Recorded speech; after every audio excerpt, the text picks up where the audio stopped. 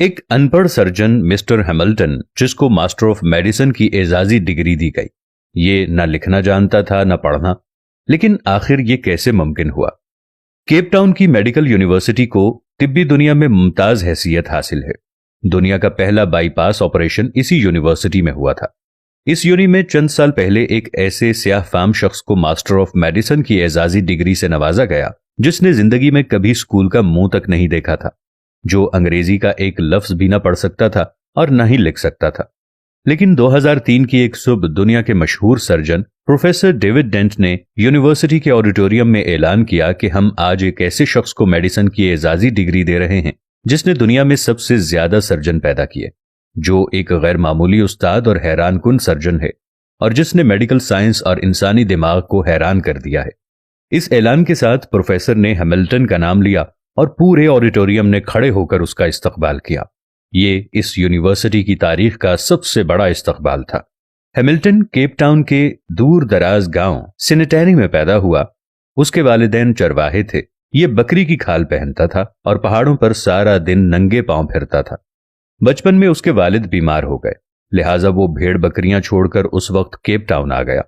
उन दिनों Cape Town university की तामीरात जारी थीं और वो यूनिवर्सिटी में मजदूर भर्ती हो गया। उसे दिन भर की मेहनत और मुशक्कत के बाद जितने पैसे मिलते थे वो ये पैसे घर भिजवा देता था और खुद चने चबाकर खुले आसमान तले ग्राउंड में सो जाता था। वो बरसों मजदूर की हैसियत से काम करता रहा। तामीरात का सिलसिला खत्म हुआ तो वो यूनिवर्सिटी में माली भर्ती हो गया। उसे टेनिस कोर्ट की घास काटने का काम मिला। वो रोज टेनिस कोर्ट पहुंचता और घास काटना शुरू कर देता।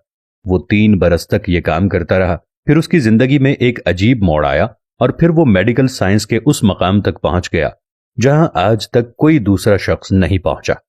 ये एक नर्म और गर्म सुबह थी।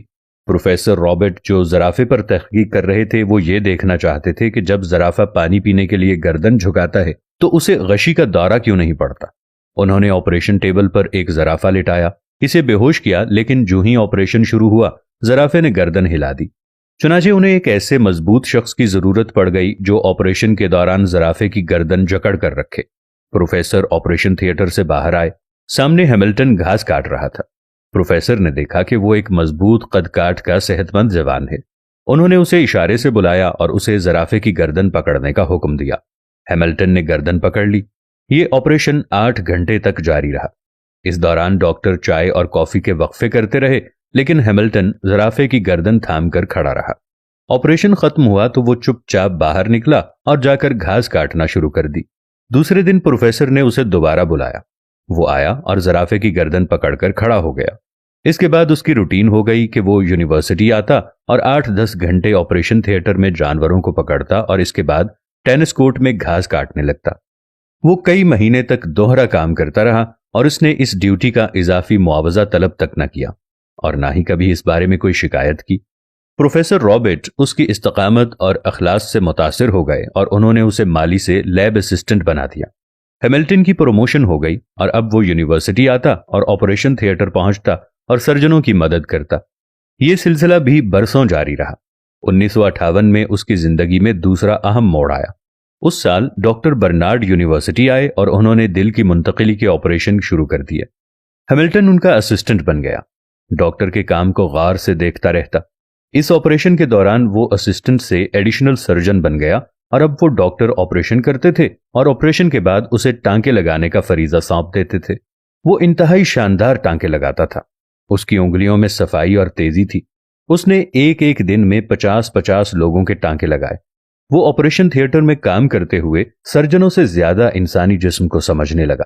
चुनाचे बड़े डॉक्टरों ने उसे जूनियर डॉक्टरों को सिखाने की जिम्मेदारी भी सौंप दी।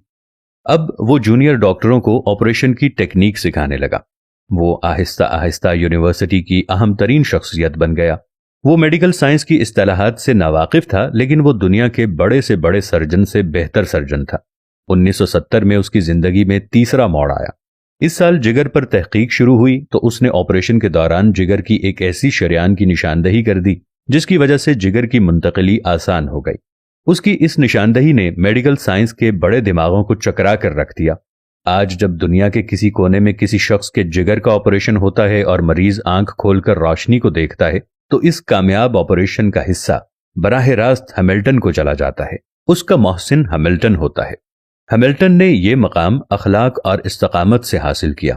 وہ 50 برس کیپ ٹاؤن یونیورسٹی سے وابستہ رہا۔ ان 50 برسوں میں اس نے کبھی چھٹی نہیں کی۔ وہ رات 3 بجے گھر سے نکلتا تھا، 14 میل پیدل چلتا، یونیورسٹی پہنچتا اور ٹھیک 6 بجے تھیٹر میں داخل ہوتا۔